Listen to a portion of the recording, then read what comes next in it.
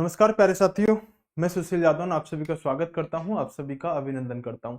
एक बार दोस्तों बताना क्या मैं लाइव हो पाया हूं आप सभी के सामने? एक बार जल्दी से बता दो दोस्तों। आ, पता नहीं साथियों क्या हो जाता है। लाइव हो गया हूं शायद।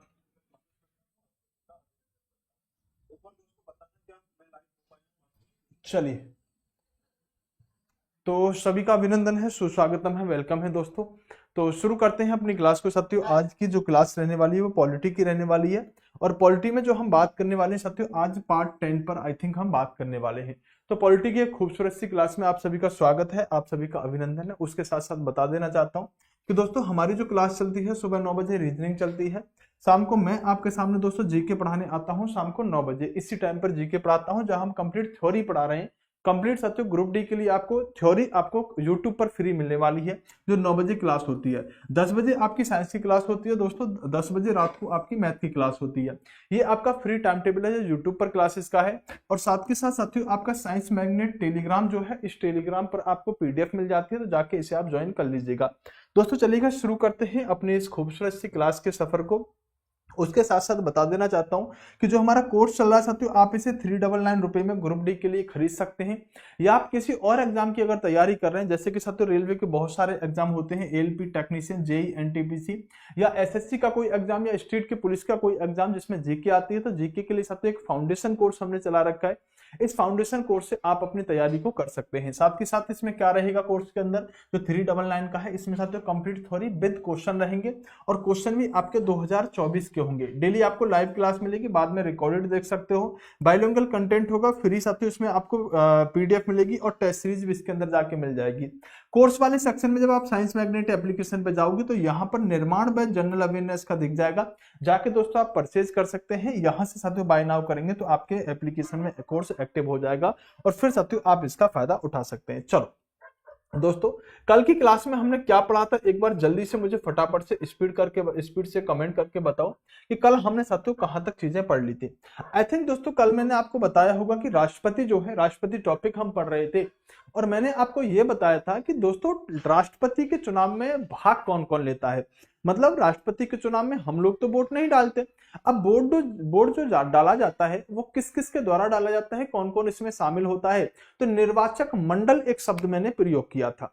निर्वाचक मंडल में कौन कौन शामिल होंगे, कल मैंने आपको यह बात अच्छे से बताई होगी। मैंने कहा था कि दोस्तों राष्ट्रपति के चुनाव में आपके लोकसभा के सदस्य, राज्यसभा के सदस्य और विधानसभा के सदस्य शामिल होंगे, लेकिन ये वह सदस्य होंगे जो निर्वाचित होकर आए होंगे। तो यहां से दो बातें समझ में आई कि दोस्तों एक तो राष्ट्रपति के निर्वाचक मंडल में जो मनोनीत सदस्य होते हैं ना, राज्यसभा के अंदर बाहर है, वो भाग नहीं लेते।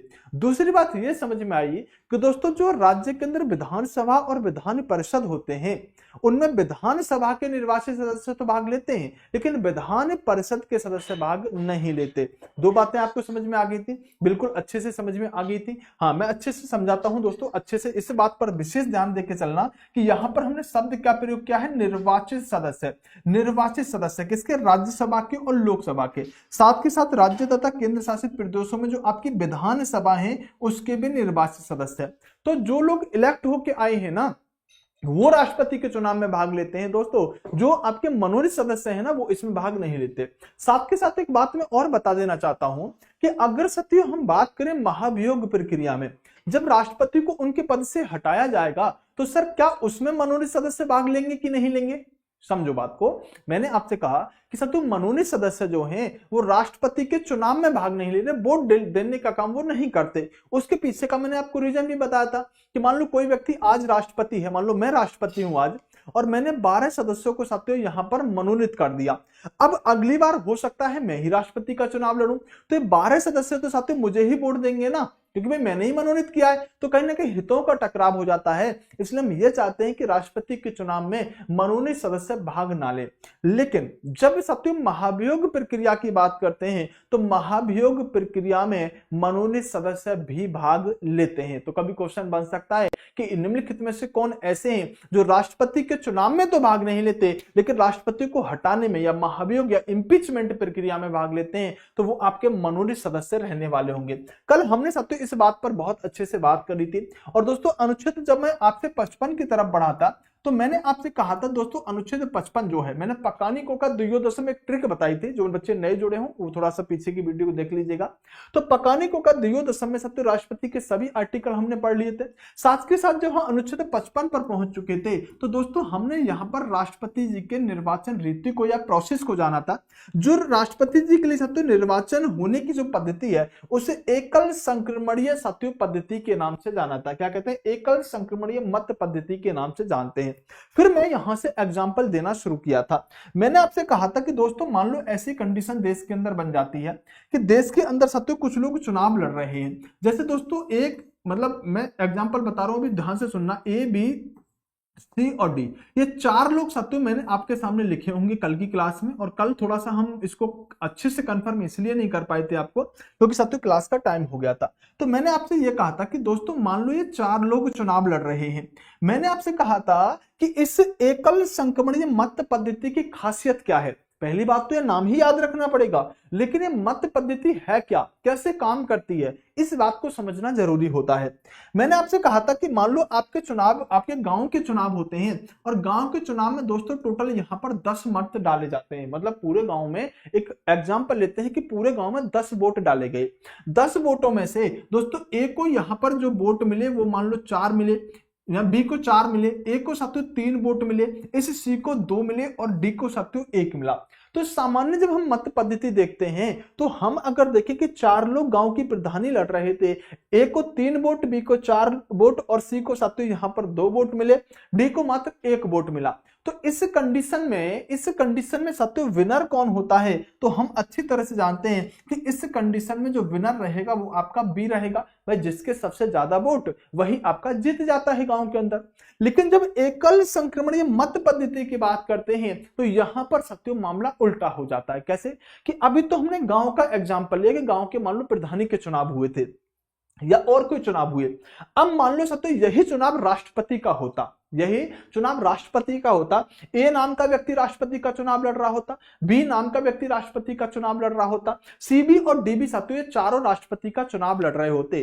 तो इस कंडीशन में अब विनर कौन होता? तो आप कहेंगे सर बी विनर होना चाहिए। तो मैं कहूंगा नहीं, इस चुनाव में दोस्तों कोई भी विनर नहीं हुआ। क्यों?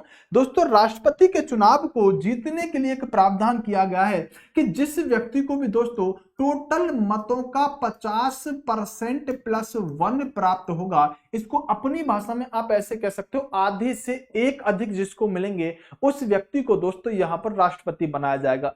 टोटल मत अगर दोस्तों यहां 10 पड़े तो क्या बी को दोस्तों आधे से एक अधिक मिला है? 10 का आधा 5, मतलब 1 अधिक 6 मत मिलने चाहिए थे। तो दोस्तों जिसको भी 6 मत मिलेंगे वो राष्ट्रपति बनेगा। और यहां तो दोस्तों किसी को भी 6 मत नहीं मिले। क्यों? राष्ट्रपति हम उसी को बनाएंगे जिसको सत्य 50% प्लस 1, यानी कि आधे से एक अधिक जिसको भी सत्य मत मिलेंगे उसको राष्ट्रपति बनाएंगे। क्योंकि इस कंडीशन में हमें यह दिखाई दे रहा है कि भले ही बी को 4 मत मिले हैं लेकिन सत्य 6 लोग तो इसके विरोध में हैं। टोटल 10 वोट डले तो 6 तो इसको नहीं चाह रहे, जबकि 4 इसको चाह रहे हैं। तो हम इसे कैसे सत्य राष्ट्रपति बना दें? तो इस कंडीशन में क्या होता है? इस कंडीशन में दोस्तों कोई भी यहां पर राष्ट्रपति नहीं बनेगा। सर अगर राष्ट्रपति नहीं बनेगा तो फिर क्या होगा? क्या दोबारा चुनाव होंगे, दोबारा इलेक्शन होंगे? तो इस बात को जानने के लिए पहले आपको यह जानना पड़ेगा कि राष्ट्रपति के चुनाव में वोट दिया कैसे जाता है। पहली बात तो दोस्तों यहां मत वैल्यू काउंट होती है। क्या होती है दोस्तों? यहां पर वोट की वैल्यू काउंट होती है। और दूसरी बात मत दिया कैसे जाता है, मैं इस बात को अब आपको समझाने के लिए जा रहा हूं, जरा गौर से सुनना। दोस्तों मान लो कि यही 4 व्यक्ति थे राष्ट्रपति। अब सुनिएगा, ए, बी और सी, डी, ये 4 लोग क्या लड़ रहे थे? राष्ट्रपति का चुनाव लड़ रहे थे। अब आप वोट देने के लिए जाओगे तो देखना वोट आप कैसे दोगे राष्ट्रपति के चुनाव में। यहां क्या करते हो गांव के चुनाव में? गांव के चुनाव में तो सर सिंपल कुछ नहीं करते। मान लो साथियों हमें किसी भी व्यक्ति को क्या करना है कि जिस भी व्यक्ति को दोस्तों हमें चुनाव जिताना है या जिसको वोट देना है उसके नाम के सामने हम टिक करते हैं और आ जाते हैं। चाहे मोहर लगाओ चाहे बटन दबाओ, है ना? तो बटन दबाया, मोहर लगाया और हम आगे, हमारा वोट साथियों सी को चला गया। लेकिन राष्ट्रपति के चुनाव में कैसे होता है? मान लो एक व्यक्ति वोट डालने के लिए कोई गया। अब देखो एकल संक्रमणीय मतदान प्रणाली है क्या दोस्तों? मैं मान लो वोट डालने के लिए गया, मैं निर्वाचक मंडल में साथियों सदस्य हूं, मैं वोट डालने के लिए गया। तो मैं कैसे वोट दूंगा? मैं ऐसे वोट दूंगा दोस्तों, मैं जाके सबसे पहले ये देखूंगा कि भाई मैं सबसे ज्यादा पसंद किसे करता हूं। मान लो मेरे अनुसार दोस्तों सी जो व्यक्ति है, इस व्यक्ति को राष्ट्रपति बन जाना चाहिए, तो मैं सी के नाम के सामने एक लिख दूंगा, मतलब अपनी प्राथमिकता जो है वो मैं आपको सी को दे दूंगा। अब सी को देख के आ जाऊं, ये नहीं हुआ, अब यहां पर आपको वोट और भी देने पड़ेंगे। मतलब एक व्यक्ति दोस्तों सभी सदस्यों को वोट देगा जो भी व्यक्ति खड़े हैं। मतलब यहां सिर्फ बटन दबा के मोहर लगा के वोट नहीं डाला जाता, यहां पर प्राथमिकता दी जाती है। अब मैं वोट डालने के लिए गया, मुझे लगा भाई सी व्यक्ति मेरा फेवरेट है, सी राष्ट्रपति बनना चाहिए। अगर सी नहीं बनता है तो मैं चाहूंगा कि दूसरे नंबर पर दोस्तों यहां पर ए बन जाए। अगर ए भी नहीं बना तो मैं चाहूंगा तीसरे नंबर पर साथियों बी बन जाए, और बी भी नहीं बना तो चौथे नंबर पर दोस्तों डी बन जाए। मतलब एक व्यक्ति जो वोट डालने के लिए जाएगा वो साथियों सभी लोगों को वोट देगा, लेकिन वो प्राथमिकता के आधार पर देगा कि पहले नंबर पर मैं किसे राष्ट्रपति बनाना चाहता हूं, दूसरे नंबर पर किसे राष्ट्रपति बनाना चाहता हूं, और तीसरे नंबर पर किसे राष्ट्रपति बनाना चाहता हूं। अब दोस्तों मान लो कि यहां पर मैंने प्राथमिकता किसे दी है? ए को दी है। अगर साथियों आपका यहां पर समझना होगा कि अगर साथियों ऐसी केस कभी फंस गया कि साथियों किसी को भी 50% प्लस एक प्राप्त नहीं हुआ, तो इस कंडीशन में दोस्तों दूसरे चरण की मतगणना होती है। दोबारा चुनाव वगैरह कुछ नहीं होंगे, इस कंडीशन में दूसरे चरण की मतगणना होगी। और दूसरे चरण की मतगणना में क्या होगा कि जिस भी व्यक्ति के दोस्तों सबसे कम वोट हैं उस व्यक्ति को फाइट से बाहर कर दिया जाएगा। जिसके भी सबसे कम वोट होंगे उसको फाइट से बाहर कर दिया जाएगा, और बाकी के तीनों में दोस्तों कंपटीशन कराया जाएगा। अब मान लो 4 वाला अगर फाइट से बाहर हो गया तो 4 के बाद अब दोस्तों 3 वाला लड़ेगा, 2 वाला लड़ेगा और 1 वाला लड़ेगा। तो कहने का मतलब यह है कि जब अगर 50% प्लस 1 अगर किसी भी व्यक्ति को नहीं मिलता ना राष्ट्रपति के चुनाव में, तो उस कंडीशन में द्वितीय चरण की मतगणना करनी होती है। और द्वितीय चरण की मतगणना करने के साथ जिसके सबसे कम वोट होते हैं उसको दोस्तों फाइट से बाहर कर दिया जाता है। फिर बाकी के बचे हुए 3 लोगों में या जितने भी लोग लड़ रहे हैं उन लोगों में दोस्तों कंपटीशन देखा जाता है कि किसको अब किस प्राथमिकता पर वोट मिल रहा है। दोस्तों आज तक ऐसा नहीं हुआ कि 50% प्लस 1 किसी को नहीं मिला हो, सिर्फ एक बार को छोड़ के। दोस्तों एक राष्ट्रपति हुआ करते थे जिनका नाम था दोस्तों वीवी गिरी। क्या नाम था? वीवी गिरी। तो वीवी गिरी जो हुआ करते थे, इनके चुनाव में सिर्फ हमें 2 बार दूसरे चरण की मतलब दूसरे चरण की मतगणना करने की आवश्यकता पड़ी थी। बाकी ऐसा कभी नहीं हुआ, सिर्फ एक बार वीवी गिरी के समय में ऐसा हुआ था कि हमें दूसरे चरण की मतगणना करने की आवश्यकता पड़ी। अदरवाइज दोस्तों 50% प्लस 1 किसी ना किसी को मिल ही जाते हैं। तो कभी ऐसा क्वेश्चन बन जाए कि ये बताओ सब तो राष्ट्रपति के चुनाव में किस व्यक्ति के चुनाव में दूसरे चरण की मतगणना करने की आवश्यकता पड़ी थी? दोस्तों वीवी। और वैसे भी समझ में आ जाएगा वी कितनी बार आ रहा है? 2 बार। तो 2 बार मतगणना करनी पड़ी थी। या ऐसे ध्यान रखना दोस्तों वी की प्लेस वैल्यू कितनी होती है? बोले सर 22 होती है, तो 2 बार मतगणना करनी पड़ी है ना। 2 बार 22 होती है ना वी की प्लेस वैल्यू, आप अल्फाबेट में देखोगे तो वी मतलब 22, तो 2 बार इसकी वोट गिननी पड़ी। तो ऐसे आपको याद भी हो जाएगा। बात समझ में आई?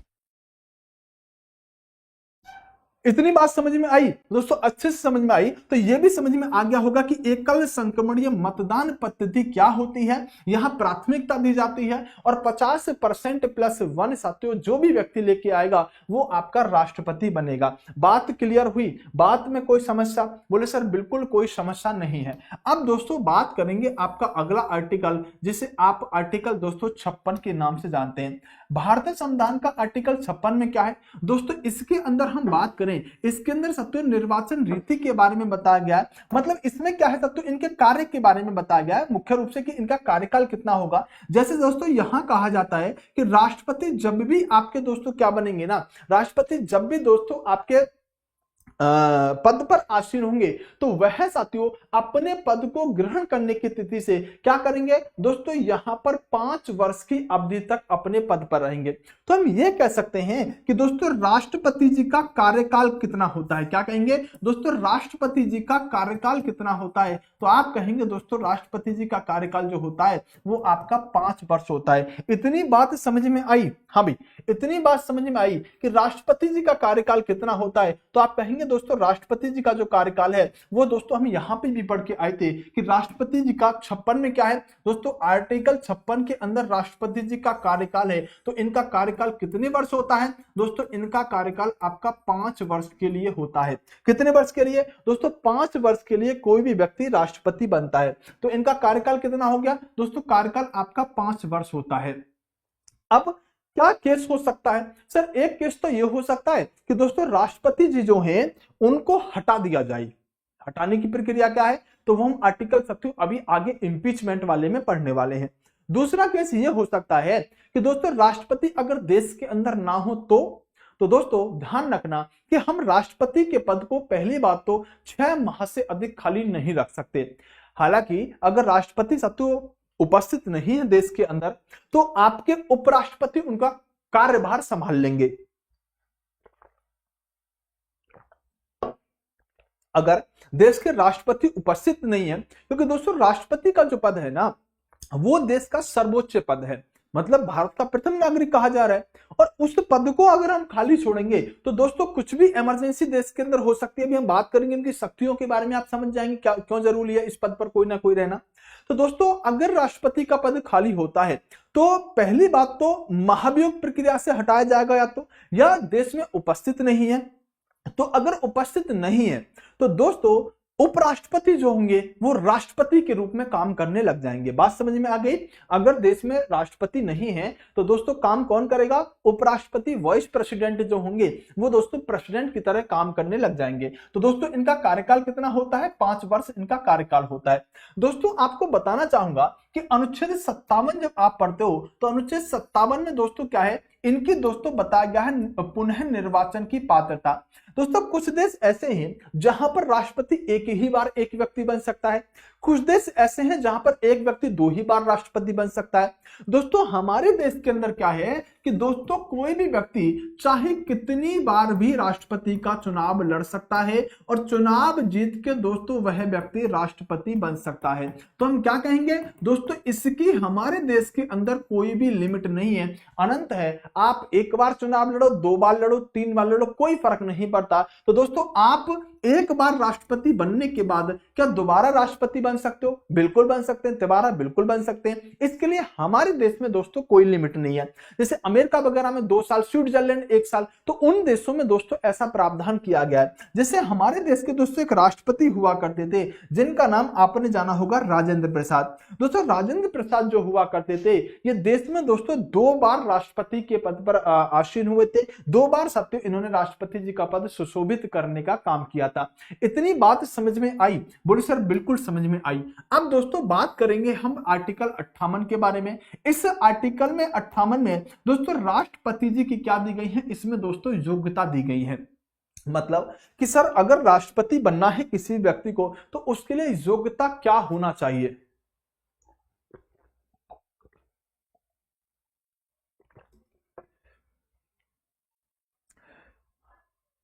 बेटा ऑर्डर नहीं दे सकता लालचंद, लेकिन कुछ मामलों में सलाह दे सकता है, ठीक है। तो देखो अनुच्छेद 58 में क्या है दोस्तों, अब राष्ट्रपति बनेगा कौन, उनकी सत्य क्या क्या क्वालिफिकेशन होनी चाहिए, क्या क्या योग्यता होनी चाहिए। पहली योग्यता जो सबसे सिंपल है और सबसे आसान है कि जो भी व्यक्ति दोस्तों राष्ट्रपति बनना चाहता है वह भारत का नागरिक होना चाहिए। ऐसा थोड़ी है कि कोई व्यक्ति अफगानिस्तान का है, पाकिस्तान का है, वो आके दोस्तों हम उससे अपने देश का राष्ट्रपति बना दें, नहीं दोस्तों, वह व्यक्ति क्या होना चाहिए, भारत का नागरिक होना चाहिए, उसको हम राष्ट्रपति बनाएंगे। दूसरी बात दोस्तों कि वह व्यक्ति जो राष्ट्रपति बनना चाहता है उसकी दोस्तों न्यूनतम उम्र जो है, ध्यान से सुनना मेरी बात को, मैंने क्या कहा है, मैंने कहा है दोस्तों मिनिमम एज की बात करेंगे हम दोस्तों, न्यूनतम उम्र की बात करेंगे तो राष्ट्रपति जिस व्यक्ति को भी बनना है उसके लिए न्यूनतम उम्र 35 वर्ष होनी चाहिए। साथियों आजकल एग्जाम के अंदर यहां से प्रश्न बनने लगा है, और प्रश्न किस तरह से बनता है सुनो ध्यान से। मैंने क्या कहा कि दोस्तों राष्ट्रपति के लिए न्यूनतम उम्र मतलब कम से कम उम्र 35 साल होनी चाहिए। अगर कभी आपसे ऐसा क्वेश्चन बने, और ये क्वेश्चन दोस्तों बन चुका है कि ये बताइएगा कि राष्ट्रपति के लिए अधिकतम उम्र कितनी होनी चाहिए, और सबसे अच्छी बात क्या है कि जब इसमें दोस्तों आपको ऑप्शन देगा मैक्सिमम एज के मामले में, तो आपको कुछ इस तरह से ऑप्शन देगा 62 साल, 65 साल या फिर 60 साल, या फिर एक ऑप्शन देगा दोस्तों कोई सीमा नहीं है। क्या ऑप्शन देगा? कोई सीमा नहीं है। तो अब आपसे उम्र, ये जो बच्चा याद करता है ना कि राष्ट्रपति बनने के लिए उम्र, सिंपल कहता है 35 साल, लेकिन 35 साल क्या हाईएस्ट या मिनिमम, मतलब अधिकतम 35 साल है या फिर न्यूनतम 35 साल है? तो आप कहेंगे कि न्यूनतम उम्र तो होगी सर 35 साल, लेकिन क्वेश्चन पूछता है कि राष्ट्रपति बनने के लिए अधिकतम उम्र कितनी होनी चाहिए। एक बार कमेंट करना सारे बच्चे। लो, टेस्ट तो यहीं पर हो गया आपका, यहीं पर टेस्ट हो गया दोस्तों।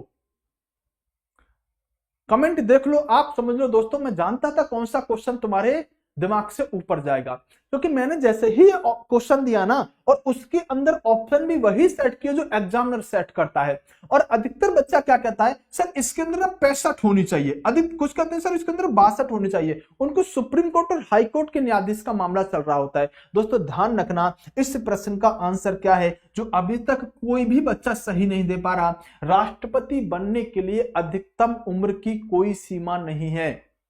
राष्ट्रपति बनने के लिए अधिकतम उम्र की कोई सीमा नहीं है। अगर वो 70 साल का है तो राष्ट्रपति बन सकता है, वो 65 साल का है तो राष्ट्रपति बन सकता है, वो 40 साल का है तो राष्ट्रपति बन सकता है, 90 साल का है तो राष्ट्रपति बन सकता है। अगर हम उम्र के बारे में बात करें तो दोस्तों राष्ट्रपति के लिए अधिकतम कोई भी उम्र सीमा नहीं है। जो 35 साल एज है वो आपकी न्यूनतम उम्र साथियों सेट की गई है। और ये क्वेश्चन आपसे कई बार पूछा गया है, और जैसे कमेंट बॉक्स में आपने देखा कि यहां पर बुरी तरह से बच्चे धाराशायी हो रहे थे, एग्जाम में भी ये ऐसे ही धाराशायी होंगे। तो ध्यान रखना दोस्तों, अधिकतम उम्र की कोई भी सीमा नहीं है। बाकी की योग्यता अगर वह व्यक्ति पूरी करता है तो चाहे फिर उसकी उम्र अधिकतम कितनी भी हो, बस 35 से ज्यादा होनी चाहिए, हम उस व्यक्ति को राष्ट्रपति बना देंगे।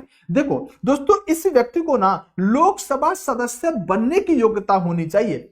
लोकसभा का सदस्य ऐसा नहीं, लोकसभा के सदस्य के लिए जो जो योग्यता चाहिए ना वो योग्यता इसके पास होनी चाहिए। सदस्य हो ऐसा नहीं लिखा हुआ, लोकसभा का सदस्य बनने की योग्यता होनी चाहिए। तो हम उस व्यक्ति को क्या बना सकते हैं दोस्तों? उस व्यक्ति को यहां पर राष्ट्रपति बना सकते हैं। वह व्यक्ति दोस्तों किसी भी लाभ के पद पे ना हो, मतलब ऐसा ना हो कि दोस्तों आप देश के राष्ट्रपति भी हैं और आप एक सरकारी नौकरी भी कहीं लिए पड़े हैं, करे जा रहे हैं। तो अब भाई दो व्यक्ति राष्ट्रपति होगा, अगर वो किसी दूसरे लाभ के पद पर होगा तो उसका अपना एक अलग टोरा होगा ना, उसकी एक अलग चलेगी ना अपनी। तो हमने कह दिया कि अगर कोई भी व्यक्ति राष्ट्रपति बनेगा ना तो फिर वह दूसरे किसी लाभ के पद पर नहीं होना चाहिए, क्योंकि हम भारत का सर्वोच्च नागरिक चुनने के लिए जा रहे हैं। अब जो सर्वोच्च है तो दूसरी कहीं जगह पे काम करे, ये कैसे पॉसिबल हो सकता है? हितों का टकराव हो जाएगा ना इससे। तो साथियों लाभ के पद पर नहीं होना चाहिए। और अगर कोई व्यक्ति ऐसा है कि लाभ का पद ले रहा है तो राष्ट्रपति बनने के साथ ही उसकी ये सेवाएं समाप्त कर दी जाएंगी। अब दोस्तों आपको एक चीज लगी होगी, दिमाग में आई होगी, सर आपने बताया कि समझते हो भारत का नागरिक होना चाहिए, 35 वर्ष की आयु होनी चाहिए, लोकसभा का सदस्य बनने की योग्यता रखना चाहिए और लाभ के पद पर ना होना चाहिए। सर ये जितनी भी योग्यता आप बता रहे हो ना, इन सारी योग्यताओं को तो हमारे पापा पूरी करते हैं। जैसे आपने व्हाट्सएप यूनिवर्सिटी पे कभी कभी देखा होगा कि जिसकी भी नौकरी नहीं लग रही है, अब राष्ट्रपति के लिए सब तो चुनाव होने वाले हैं, वो अपना फॉर्म राष्ट्रपति चुनाव के लिए भर दे। और आपके भी दिमाग में आता होगा कि सर क्या हम अपने पिताजी को राष्ट्रपति चुनाव लड़ा सकते हैं? भाई इस आधार पर तो लग रहा है कि लगभग कुछ जिनकी उम्र 35 साल प्लस होगी बच्चों के पापा की, वो सभी राष्ट्रपति का चुनाव में भाग ले सकते हैं। तो आप कहोगे सर हाँ बिल्कुल हमारे पापा तो सारी योग्यता पूरी करते हैं, हम इस बार अपने पापा को राष्ट्रपति का चुनाव लड़ा सकते हैं कि नहीं लड़ा सकते? तो दोस्तों इस मामले में मैं कहूंगा कि भले ही आपके पिताजी ये सारी योग्यता पूरी करते हों, लेकिन अब जो योग्यता एक बची हुई है ना, उस योग्यता को शायद आपके पापा पूरी नहीं कर पाएंगे। दोस्तों अगर किसी व्यक्ति को राष्ट्रपति का चुनाव लड़ना है तो उस व्यक्ति को जब वो नामांकन करेगा तो नामांकन करते समय उस व्यक्ति के निर्वाचक मंडल का उससे समर्थन चाहिए। उस व्यक्ति के जो निर्वाचक मंडल के सदस्य हैं उनका उसके साथियों क्या चाहिए? समर्थन चाहिए। और दोस्तों इसके निर्वाचन मंडल में कौन कौन होता है राष्ट्रपति के, में जरा बताना, मैंने आपको बता रखा है। मैंने आपसे कहा लोकसभा के दोस्तों कौन? लोकसभा के निर्वाचित सदस्य। फिर मैंने आपसे कहा दोस्तों राज्यसभा के निर्वाचित सदस्य, किसके? राज्यसभा के निर्वाचित सदस्य। और फिर क्या कहा दोस्तों? आपकी जो विधानसभा होती है इस विधानसभा के भी निर्वाचित सदस्य। तो ये तीनों के जो साथियों निर्वाचित सदस्य होते हैं, क्या होते हैं दोस्तों, निर्वाचित सदस्य जो होते हैं यही तो राष्ट्रपति के निर्वाचक मंडल का क्या होते हैं दोस्तों, भाग होते हैं ना। तो लोकसभा, राज्यसभा और विधानसभा के निर्वाचित सदस्य ही दोस्तों राष्ट्रपति का क्या बनाते हैं, निर्वाचक मंडल बनाते हैं। अब अगर आपके पिताजी को राष्ट्रपति का चुनाव लड़ना है तो आपके पिताजी दोस्तों इस निर्वाचक मंडल से 50 लोग तो ऐसे ढूंढे जो आपके पिताजी के प्रस्तावक बन जाएं, और दोस्तों 50 लोग वो ऐसे ढूंढे जो आपके पिताजी के अनुमोदक बन जाएं। कहां से ढूंढे हैं, निर्वाचक मंडल से। कौन होगा निर्वाचक मंडल में, लोकसभा, राज्यसभा और विधानसभा के सदस्य। अगर आपके पिताजी के लिए इन तीनों जगह से अगर 100 लोग कह दें कि आपके पिताजी को चुनाव लड़ाओ, तो दोस्तों आपके पिताजी चुनाव लड़ जाएंगे। लेकिन यही आपकी सबसे कठिन योग्यता है। 100 लोग दोस्तों, आपके क्षेत्र में एक सांसद हो सकता है, 2 हो सकते हैं, 3 से जान पहचान हो सकती है।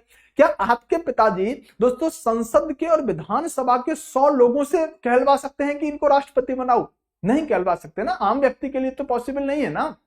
अब ये बात बताओ सर, पहले ये प्रस्तावक और अनुमोदक क्या है, हमें तो यही नहीं समझ में आया। चलो 50 तो समझ में आया, और ध्यान रखना है 50 अलग हैं। ऐसा नहीं कि मैंने प्रस्तावक में भी हाथ खड़ा कर दिया फिर अनुमोदक में मैंने हाथ खड़ा कर दिया, नहीं, अलग। मतलब अगर मैं प्रस्तावक बन गया तो फिर मैं अनुमोदक नहीं बन सकता, 100 अलग ही चाहिए दोस्तों। इसका मतलब ये है प्रस्तावक और अनुमोदक का कि दोस्तों 50 लोग तो प्रस्ताव दें और 50 लोग दोस्तों लिखित में जानकारी दें। मतलब सिंपल ऐसे समझो कि दोस्तों 50 लोग तो हाथ खड़ा करके कह दें मैं इस वीरपाल नाम की व्यक्ति को राष्ट्रपति बनाना चाहता हूं, हाथ खड़ा कर दिया।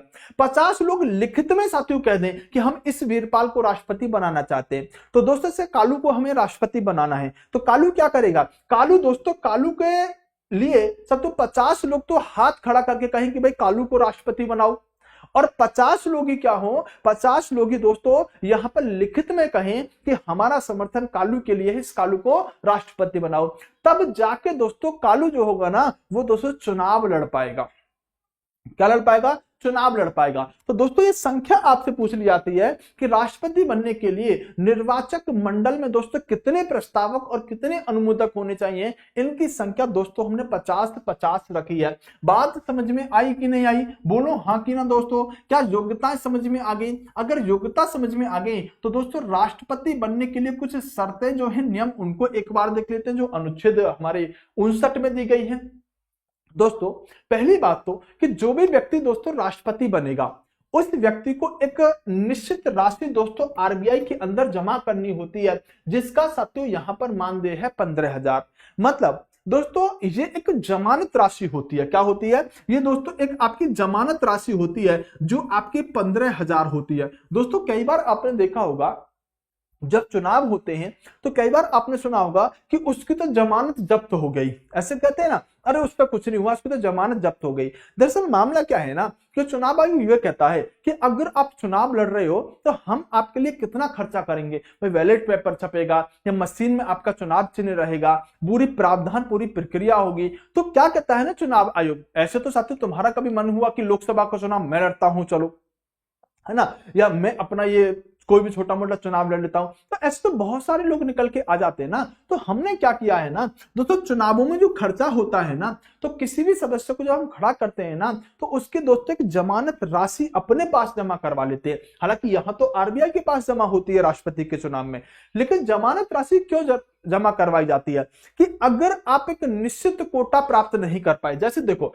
दोस्तों अगर कहीं पर 100 वोट पड़े, मतलब टोटल 100 वोट पड़े और आप यहां मान लो ए नाम का व्यक्ति है, ये चुनाव लड़ रहा था, इसको दोस्तों वोट मिला 0, 100 में से इसको वोट मिला 0, तो क्या हुआ ना कि इसकी जो जमानत राशि है ना ये अब इसको नहीं वापस की जाएगी। बोले क्यों लड़ा था जब तुझे पता है कि तेरा कुछ वोट ही नहीं आता। तो निश्चित सत्य अगर वोट से कम कोई व्यक्ति सदस्य वोट लेके आता है तो ये जमानत राशि जो होती है ना उसको दोस्तों वापस नहीं की जाती। इसलिए क्या किया जाता है, इसलिए दोस्तों यहां पर राष्ट्रपति के चुनाव में 15,000 रुपए जमानत राशि जमा करवाई जाती है। दोस्तों योग्यताओं में अगर देखें तो यहां पर दोस्तों ये व्यक्ति कोई पागल, दिवालिया या कोई विकृत मस्तिष्क वाला व्यक्ति नहीं होना चाहिए। जैसे मान लो नीरव मोदी हो गया, जैसे विजय माल्या हो गया, क्या है, भगोड़े ही हमारे देश के अंदर है ना, तो अब क्या है, वो आके साथ राष्ट्रपति के चुनाव में अपना भाग लेने लगे। तो हम ऐसे किसी व्यक्ति को दोस्तों राष्ट्रपति नहीं बना सकते जो पागल हो, दिवालिया हो या इस तरह का व्यक्ति हो, तो उसे भी दोस्तों हम राष्ट्रपति के चुनाव में भाग नहीं लेने देंगे। ये भी साथियों शर्तें आपके अनुच्छेद 759 में दी गई हैं। अगला आर्टिकल है दोस्तों आपका अनुच्छेद 60। इतनी बात समझ में आई? हाँ भाई बोलो। हाँ, 1/6 होता है दोस्तों टोटल वैध मतों का। राष्ट्रपति को शपथ कौन दिलवाता है? भीम बेटा मुझे याद नहीं है तो कौन दिलवाता है, तुम बता दो, तुम्हें जानकारी हो तो तुम बता दो कौन शपथ दिलवाता है। एलपी की क्लास पढ़ाइए, एलपी वाले बच्चे भी इसे ले सकते हैं। आसाराम प्रेसिडेंट बन सकता है कि नहीं सर? बेटा तुम भी बन सकते हो आसाराम, क्या तुम भी बन सकते हो? योग्यता तुमने पढ़ी नहीं है क्या? है तुम इतना आगे क्यों भागते हो? शपथ कौन दिलवाता है मैं बताऊंगा ना बेटा, शपथ कौन दिलवाता है, थोड़ा सा वेट किया करो ना, किस सीक्वेंस से पढ़ेंगे, क्रम से पढ़ेंगे तभी तो हम चल पाएंगे ना।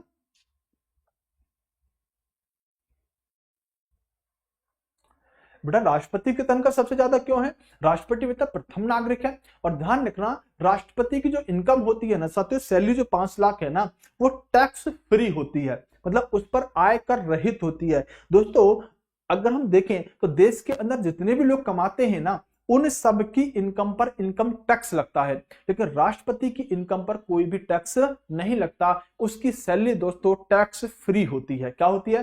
टैक्स फ्री, यानी कर मुक्त होती है दोस्तों, कर रहित इसकी सैलरी होती है राष्ट्रपति की। ठीक है, आगे चलें। चलो दोस्तों बात करते हैं कि राष्ट्रपति को अनुच्छेद 60 में क्या व्यवस्था की गई है। अनुच्छेद 60 में दोस्तों इनकी ओथ के बारे में प्रावधान किया गया है, इनकी दोस्तों शपथ के बारे में प्रावधान किया गया है। दोस्तों जब मैं आपको अनुसूची पढ़ा रहा था, जब मैं दोस्तों आपको भारतीय संविधान की शेड्यूल पढ़ा रहा था, तो मैंने आपसे क्या कहा था? मैंने आपसे यह कहा था कि दोस्तों भारत के संविधान के अगर हम अनुसूची और 2 और 3 की बात करें, तो अनुसूची 2 में क्या है, मैंने याद करवाया था, जरा एक बार बताएं 2 और 3 में क्या है। तो मैंने आपसे कहा था कि दोस्तों यहां पर प्रावधान किया गया है कि पहले हम क्या कर देते हैं दोस्तों, पहले हम यहां पर वेतन दे देते हैं 2 में, और 3 में क्या दिलवाते हैं? 3 में दोस्तों हम शपथ दिलवाते हैं। और वही मैंने आपको बताया था कि दोस्तों जो आपके राष्ट्रपति है ना, ये अनुसूची 3 के आधार पर शपथ नहीं लेते, ये दोस्तों आपके संबंधित आर्टिकल के आधार पर शपथ लेते हैं। और ये बात आपके लिए दोस्तों बहुत इंपॉर्टेंट हो जाती है, क्योंकि वो आपको ऑप्शन ही इस तरह से देता है कि राष्ट्रपति शपथ लेते हैं। पहला ऑप्शन देगा अनुसूची 2 के आधार पर, दूसरा देगा अनुसूची 3 के आधार पर, तीसरा देगा दोस्तों यहां पर आर्टिकल 60 के आधार पर। तो बच्चा क्या सोचता है कि सर 3 के आधार पर तो सभी लोग शपथ लेते हैं, लेकिन ध्यान रखना राष्ट्रपति जो है वो संबंधित आर्टिकल के आधार पर शपथ ले रहे हैं, ना कि साथियों अनुसूची के आधार पर। बात समझ में आ गई?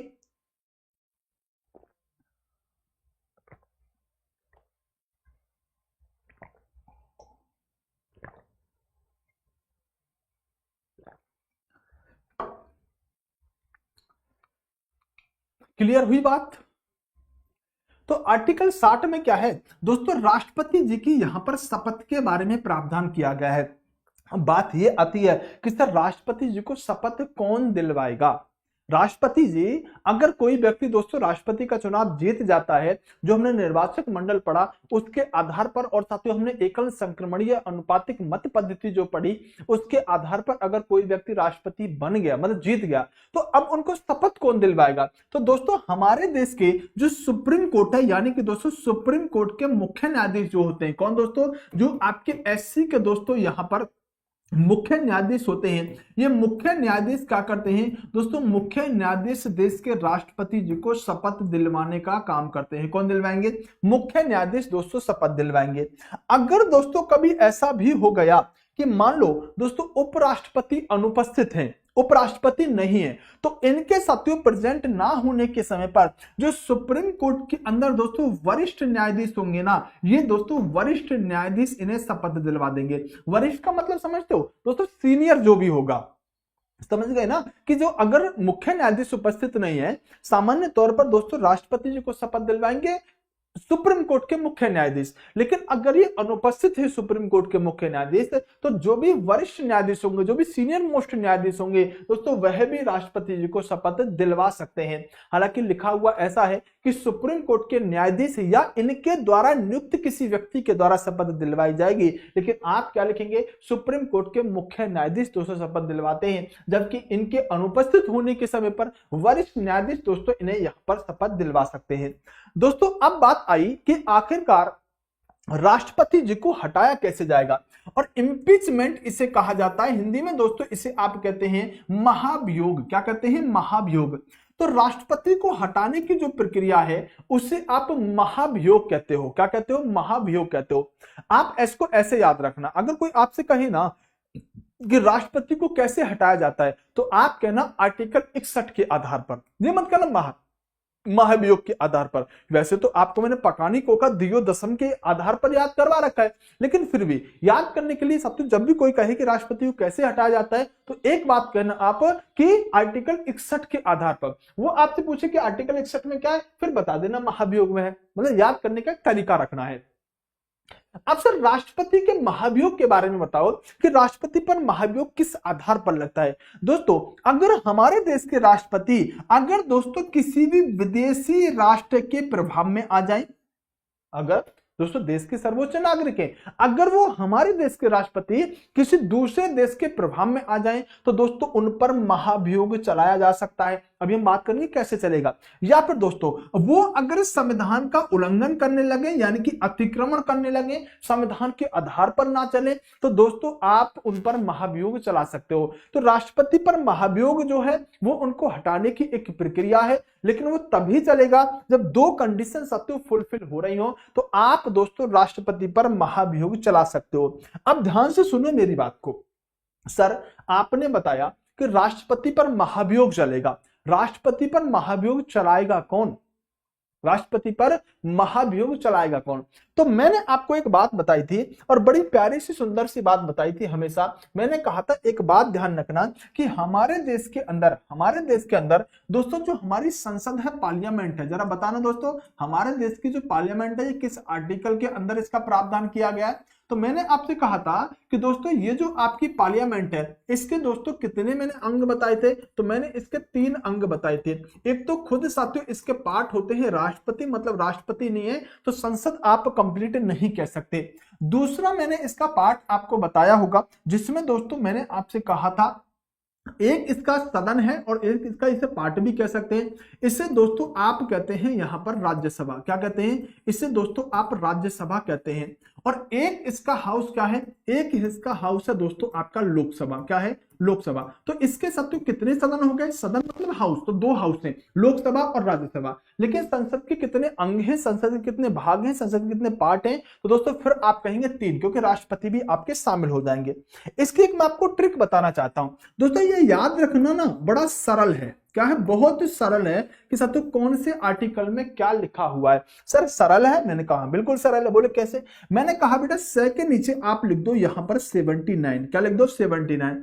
रे के नीचे साथियों 79 से अगला यानी कि 80 और ले के नीचे दोस्तों यहां पर 81 यानी कि 81। अब देखो याद रखना कितना आसान है दोस्तों। अगर हम बात करें आपका से मतलब है दोस्तों यहां पर क्या, संसद। मतलब जो आपका ये संसद है ना, ये साथियों किस आर्टिकल में है, तो आप कहोगे सर आर्टिकल 79 में। से संसद 79 में। रे से दोस्तों आपका राज्यसभा, तो राज्यसभा किस आर्टिकल में हो जाएगा, राज्यसभा दोस्तों आपका 80 आर्टिकल में हो जाएगा। और दोस्तों आपका जो लोकसभा है ये किस आर्टिकल में हो जाएगा, तो अब आपको दिख गया होगा दोस्तों आपका लोकसभा जो है वो 81 आर्टिकल में। तो सरल से याद रख लेंगे, किससे, सरल से। 79, 80 और 81 क्रम से है, तो सरल से आपको याद हो जाएगा। अब कहें सर राष्ट्रपति, तो बेटा पकानिको का द्वियोदशम हमने याद कर रखा है। तो राष्ट्रपति का पद किस में है, आर्टिकल 52 में है। तो दोस्तों सबसे मुख्य बात यह आई कि सर राष्ट्रपति को हटाएगा कौन, ये तो हमने समझ लिया कि राष्ट्रपति के चुनाव में भाग कौन कौन लेगा। सर ये बताओ राष्ट्रपति को हटाएगा कौन। तो दोस्तों जब राष्ट्रपति को हटाने की बात आएगी ना, तो दोस्तों कोई टेंशन लोड लेने की बात नहीं है। आप चाहो तो दोस्तों इस सदन के अंदर विधेयक लेके आ जाओ, इस सदन के आधार पर भी आपके क्या दोस्तों जो आपके राष्ट्रपति हैं उनको हटाया जा सकता है। चाहो तो दोस्तों आप दूसरे वाले सदन में इसमें आप विधेयक लेके आ जाओ। कहने का मतलब ये है कि दोस्तों अगर आपको राष्ट्रपति पर महाभियोग लगाना है तो राष्ट्रपति जी पर महाभियोग लगाने के लिए आप दोस्तों कोई से भी हाउस में विधेयक लेके आ सकते हो, लोकसभा में भी और राज्यसभा में भी। बात समझ में आई दोस्तों। अगर आप लोकसभा के अंदर विधेयक लेके आए महाभियोग का कि हमें क्या करना है, हमें दोस्तों राष्ट्रपति जी को हटाना है। समझ में आई बात, ध्यान से सुनना। तो दोस्तों पहली बात तो कि अगर हम देखें, पहले थ्योरी एक बार मैं आपको बता देता हूं जिससे कि आपको अच्छे से फिर समझ में आ जाए। देखो दोस्तों, अगर पहली बात तो यह है कि दोस्तों संसद के किसी भी सदन के द्वारा राष्ट्रपति पर महाभियोग लगाया जा सकता है, चाहे तो लोकसभा से शुरुआत कर लो चाहे राज्यसभा से कर लो। भाई जिससे भी लगेगा ना कि सब तो राष्ट्रपति दोनों ही कंडीशन को फुलफिल कर रहे हैं, या तो विदेशी राष्ट्र के साथ उनका प्रभाव, विदेशी राष्ट्र का प्रभाव है, या संविधान का अतिक्रमण कर रहे हैं। तो अगर लोकसभा को लग रहा है तो लोकसभा विधेयक लेके आ जाएगा, अगर राज्यसभा को लग रहा है तो सब तो महाभियोग राज्यसभा चला देगा। तो संसद के दोस्तों किसी भी सदन के द्वारा दोस्तों इन पर महाभियोग प्रक्रिया शुरू की जा सकती है। पहली बात दोस्तों, अगर महाभियोग प्रक्रिया आपने लगाई तो लगाने से पहले पहली बात तो 14 दिन पहले यह बात आपको राष्ट्रपति जी को बतानी पड़ेगी कि आपके खिलाफ हम महाभियोग प्रक्रिया लेके आ रहे हैं। अब दोस्तों जिस भी सदन में आप लेके आए हो, जिस भी सदन में आप लेके आए हो उसके दोस्तों 1/4 सदस्य इस पर हस्ताक्षर करें। दोस्तों मैंने क्या कहा कि अगर दोस्तों आप लोकसभा के अंदर लेकर आए तो लोकसभा के अंदर 1/4 सदस्य, कितने 1/4 सदस्य तो इस बात के लिए एग्री हो जाएं। ऐसे नहीं कि एक सांसद खड़ा हुआ कि चलो महाभियोग लेके आ जाते हैं राष्ट्रपति पर महाभियोग, नहीं दोस्तों। पहली बात तो उस सदन के 1/4 सदस्य दोस्तों महाभियोग लेके आएंगे। समझ में आई। जिस इस सदन में आया तो इसके 1/4 सत्व लेके आएंगे, इसमें आया तो इसके 1/4 लेके आएंगे, और 1/4 और 14 दिन, देखो 1/4 भी 14 जैसे ही लग रहा होगा ना तुम्हें, तो 1/4 सदस्य सत्व लेके आएंगे। दूसरा 14 दिन पहले राष्ट्रपति जी को बताना पड़ेगा कि हम आप पर महाभियोग लेकर आ रहे हैं। दूसरी बात, अब दोस्तों जब ये सदन के अंदर आ गया, जब ये जिस भी सदन के अंदर आया तो साथियों संसद के जिस सदन में ये प्रस्ताव पारित हो उस सदन के दोस्तों 2/3 सदस्य, कितने 2/3 सदस्य के द्वारा दोस्तों बहुमत से इसको दोस्तों क्या होना चाहिए, दूसरे सदन में दोस्तों जाना चाहिए। और दूसरे सदन से भी दोस्तों अगर 2/3 से पास हो जाता है तब दोस्तों राष्ट्रपति पर महाभियोग प्रक्रिया कंप्लीट मानी जाएगी, मतलब उन्हें अपने पद से हटना पड़ेगा। दोबारा समझो दोस्तों, मैंने कहा कि जब सदन के अंदर ये आया, जब महाभियोग प्रक्रिया शुरू हुई लोकसभा के अंदर, तो दोस्तों 1/4 सदस्य तो लेके आएंगे जिस भी सदन के अंदर ये आ रहा है। अब इस सदन में आ गया 1/4 लोग तैयार थे, हम महाभियोग प्रक्रिया चलाओ। अब इस सदन के 2/3 सदस्य दोस्तों इसको पास करेंगे।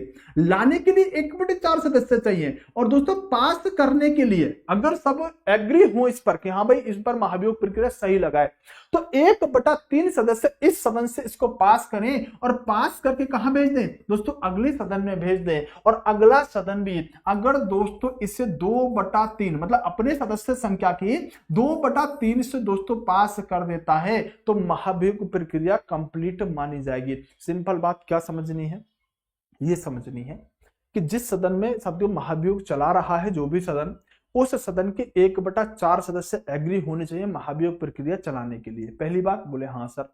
दूसरी, जब सदन में 1/4 लोग तैयार हो गए तो जिस सदन से महाभियोग प्रक्रिया चल रही है उस सदन के 2/3 लोग साथियों लोग इसको पास करेंगे कि हाँ भाई महाभियोग प्रक्रिया सही लगाई जा रही है। तो पास कितने से होगा, 2/3 से। लाने के लिए कितने चाहिए, 1/4 सदस्य चाहिए उसी सदन के जिस सदन में आ रहा है। अब 2/3 से पास होकर दूसरे सदन में आया, अगर मान लो इसमें आया होता ना तो इसके 1/4 लेके आते और यहां से 2/3 से पास होता फिर यहां जाता और फिर यहां से 2/3 से पास होता। जिस सदन में भी आएगा उससे पास होकर 2/3 से दूसरे में जाएगा, दूसरे से भी 2/3 से पास होना चाहिए। अगर दोनों से पास हो जाता है तो दोस्तों महाभियोग प्रक्रिया क्या मानी जाएगी? दोस्तों महाभियोग प्रक्रिया यहां पर दोस्तों कंप्लीट मानी जाएगी और राष्ट्रपति जी को हटा दिया जाएगा। ये क्या है? ये दोस्तों आपके राष्ट्रपति जी के हटाने की प्रक्रिया हुई, इसे आप महाभियोग प्रक्रिया कहोगे। बात दोस्तों समझ में आई। अब देखो राष्ट्रपति जी की कुछ शक्तियां हैं, कुछ इनकी साथियों पावर है। जैसे दोस्तों प्रधानमंत्री की नियुक्ति पता है कौन करते हैं? प्रधानमंत्री की नियुक्ति दोस्तों राष्ट्रपति जी के ही द्वारा की जाती है, जबकि साथियों अन्य जो मंत्री होते हैं ना वो दोस्तों प्रधानमंत्री जी की सलाह पर राष्ट्रपति अन्य मंत्रियों को भी दोस्तों क्या करते हैं? अन्य मंत्रियों की भी नियुक्ति करते हैं। दोस्तों सिंपल भाषा में समझना, इस बात को मैं आपको समझाना चाहता हूं कैसे। देखो जब भी कोई साथियों चुनाव होता है, जब भी कोई चुनाव होता है तो दोस्तों चुनाव कभी भी प्रधानमंत्री के लिए नहीं होता। आपने कभी ऐसा देखा है कि नरेंद्र मोदी जी प्रधानमंत्री का चुनाव लड़ रहे हैं? नहीं, वो एक दोस्तों लोकसभा के सदस्य के रूप में चुनाव लड़ते हैं। वो वाराणसी में जो साथियों सीट जीत के आए हैं, जो सांसद बने हैं, वो प्रधानमंत्री का चुनाव नहीं लड़ रहे थे। वो दोस्तों क्या लड़ रहे थे? एक सांसद का चुनाव लड़ रहे थे। वो लोकसभा के सदस्य बनने का चुनाव वाराणसी से लड़ रहे थे। तो इसी तरह से हर पार्टी हर सीट पर अपने अपने कैंडिडेटों को लड़ाती है। जब साथियों रिजल्ट आ जाते हैं कि कहां से किस सीट से कितने लोग जीते, तो यह देखा जाता है कि दोस्तों यहां पर बहुमत दल की पार्टी कौन आई है, मतलब किसको दोस्तों बहुमत मिला है लोकसभा के अंदर, बहुमत दल की पार्टी देखी जाती है। अब जब बहुमत दल की पार्टी, मान लो दोस्तों इस बार कौन थी? यहां पर थी दोस्तों बीजेपी। बीजेपी क्या थी? ये बहुमत दल की पार्टी हो गई। तो राष्ट्रपति कहेंगे इस पार्टी से कि भाई साहब आपकी तरफ से प्रधानमंत्री पद का उम्मीदवार कौन है? तो पार्टी क्या कहेगी? ये रही जी नरेंद्र मोदी जी हमारी तरफ से, हमारी पार्टी की तरफ से प्रधानमंत्री पद के उम्मीदवार। और राष्ट्रपति फिर क्या करेंगे दोस्तों? इनको यहां पर प्रधानमंत्री बना देंगे। तो कभी भी साथियों कोई भी व्यक्ति प्रधानमंत्री का चुनाव नहीं लड़ता, वो साथियों लोकसभा के सदस्य बनने का चुनाव लड़ता है। और जब लोकसभा के सदस्य बनने का चुनाव जीत जाता है तो यह देखा जाता है दोस्तों, ऐसा भी तो हो सकता था कि मान लो नरेंद्र मोदी जी की पार्टी बहुमत दल की पार्टी ही नहीं बन पाती और भले ही वो वाराणसी से जीत जाते, तो फिर प्रधानमंत्री कैसे बनते? भाई प्रधानमंत्री वही व्यक्ति बनेगा जिस व्यक्ति की पार्टी दोस्तों लोकसभा में बहुमत दल की पार्टी होगी। बात समझ में आ गई? तो साथियों जब भी कोई साथियों चुनाव होता है तो वो दोस्तों यहां पर लोकसभा के सदस्य बनने के लिए होता है, ना कि प्रधानमंत्री बनने के लिए होता है। तो इसलिए दोस्तों हमने यहां पर क्या लिखा है? इसलिए लिखा है कि दोस्तों प्रधानमंत्री की नियुक्ति कौन कर रहा है? राष्ट्रपति। भाई जो बहुमत दल की पार्टी होगी, पूछा जाएगा कि आपकी तरफ से कौन है प्रधानमंत्री पद का दावेदार, तो उसको साथियों प्रधानमंत्री बनाएंगे। अब अन्य मंत्री पता है कौन है? जैसे रेल मंत्री हो गए, जैसे साथियों आपके रक्षा मंत्री हो गए, जैसे गृह मंत्रालय किसको देना है, तो अन्य मंत्री जो है वो प्रधानमंत्री की सलाह पर दोस्तों यहां पर राष्ट्रपति ही नियुक्त करेंगे। साथ ही साथ जो आपके दोस्तों सर्वोच्च न्यायालय और उच्च न्यायालय के मुख्य न्यायाधीश होते हैं ना, इनकी नियुक्ति भी आपके राष्ट्रपति जी के ही द्वारा की जाती है। इसके अलावा जो नियंत्रक और महालेखा परीक्षक हैं, इनकी नियुक्ति भी दोस्तों राष्ट्रपति ही करते हैं। साथ ही साथ दोस्तों राज्य के अंदर राज्यपाल की नियुक्ति जो की जाती है वो भी आपके राष्ट्रपति जी के ही द्वारा की जाती है। राज्य में जो राज्यपाल होते हैं ना, गवर्नर जो होते हैं, उनकी नियुक्ति भी दोस्तों राष्ट्रपति जी के द्वारा की जाती है। और दोस्तों अगर राष्ट्रपति जी के कुछ साथियों हम यहाँ पर अधिकार और शक्तियों में ही बात करें तो कुछ साथियों इनकी कानूनी शक्ति है। जैसे साथियों जब तक किसी भी साथियों राष्ट्रपति जब तक किसी भी बिल पर हस्ताक्षर नहीं करते ना, तो दोस्तों वह तब तक कानून नहीं बनता। अब समझो इस कानून बनने वाली व्यवस्था को मैं आपको यही समझा दूंगा कि देश के अंदर कोई भी कानून बनता कैसे है, देश के अंदर कानून बनता कैसे, लॉ बनता कैसे, विधि का निर्माण होता कैसे। दोस्तों देखो मान लो कि जैसे ईडब्ल्यूएस का मुद्दा उठा लेते हैं। जैसे ईडब्ल्यूएस के लिए साथियों प्रावधान किया देश के अंदर कि 10% साथियों सवर्णों को भी आरक्षण की व्यवस्था करते हैं। तो दोस्तों बिल अगर आया यहां पर लोकसभा के अंदर, ठीक है, लोकसभा से पास हो गया, क्या हो गया? ये बिल पास हो गया लोकसभा से, लोकसभा से पहुंच गया दोस्तों राज्यसभा में। अब राज्यसभा से ही पास हो गया तो राज्यसभा से साथियों ये कहां पहुंचेगा? राष्ट्रपति के पास। साथियों अगर आप कोई भी बिल लेके आ रहे हैं तो वो आप किसी भी हाउस में लेके आ सकते हैं, चाहे आप लोकसभा में लेके आओ चाहे आप राज्यसभा में लेके आओ, लेकिन वो मनी बिल नहीं होना चाहिए, वो धन विधेयक नहीं होना चाहिए। अगर कोई बिल धन विधेयक है तो वो सिर्फ लोकसभा में ही आ सकता है। बाकी साथियों अगर आप राज्यसभा में कोई बिल लेके आए तो राज्यसभा से पास होकर लोकसभा में जाएगा और लोकसभा से पास होने के बाद फिर राष्ट्रपति के पास आएगा। अगर कोई बिल आप लोकसभा में लाए तो लोकसभा से पास होकर राज्यसभा में और राज्यसभा से पास होने के बाद राष्ट्रपति के पास, एक सदन में आएगा, उससे पास होकर दूसरे में जाएगा, दूसरे से पास होकर राष्ट्रपति जी के पास आएगा और राष्ट्रपति जैसे ही दोस्तों इस विधेयक पर हस्ताक्षर कर देंगे, ये विधेयक साथियों आपका कानून बन जाएगा, लॉ बन जाएगा। यानी कि कोई भी कानून दोस्तों हमारे देश के अंदर तब तक नहीं बन सकता तब तक उस पर राष्ट्रपति हस्ताक्षर ना कर दे। राष्ट्रपति के पास साथियों कुछ अधिकार होते हैं इस मामले में। अब कोई बिल साथियों राष्ट्रपति जी के पास पहुंचा, हो सकता है राष्ट्रपति साथियों उस पर सिग्नेचर कर दे, बोले ठीक है कोई बात नहीं, डन है, कानून बना दो। हो सकता है कि राष्ट्रपति साथियों उस बिल को जिस सदन से आया है उसी सदन के पास वापस भेजने, बोले इसमें कुछ कमियां हैं, इन्हें और सुधार लो। तो एक तो साइन कर दिए, एक दोस्तों वापस भेज दिया। तीसरी पावर एक और भी राष्ट्रपति के पास होती है जो आज तक एक ही राष्ट्रपति ने जिसका प्रयोग किया है, आज तक कोई कर नहीं पाया। 1986 में एक ताकत का प्रयोग कर दिया था एक राष्ट्रपति ने, जिनका नाम था ज्ञानी जैल सिंह। उन्होंने साथियों डाक विधेयक पर वीटो पावर का प्रयोग कर दिया था। तो तीसरी ताकत क्या है कि कोई बिल राष्ट्रपति जी के पास पहुंचा और उस बिल पर ना तो ये वापस भेजें और ना साइन करें, दोस्तों उसे अपनी पॉकेट के अंदर रख लें। इसी को कहा था पॉकेट वीटो। क्या कहा जाता है? Pocket veto. मतलब अब दोस्तों ये राष्ट्रपति के पास पड़ा रहेगा, जो आज तक देश के अंदर एक ही बार हुआ है।